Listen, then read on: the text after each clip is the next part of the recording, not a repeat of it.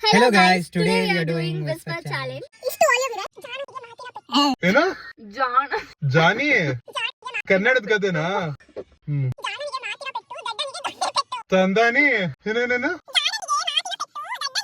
ಹಾಡಾಡ್ತಿದ್ಯಾ ಗಾಳಿ ಜಾಣನಿಗೆ ತಾಳಿ ಮೋ ರಾಮ 2-3 ಪದನೇ ಅರ್ಥ ಆಗಲ್ಲ ಇಷ್ಟದ ಹೇಳ್ತಾವಳೆ ಗಾಳಿ ಮಾತ್ ಕೇಳ್ಕೊಂಡು ಗಾಳಿ ತಾಳಿ ಬಾಳಿ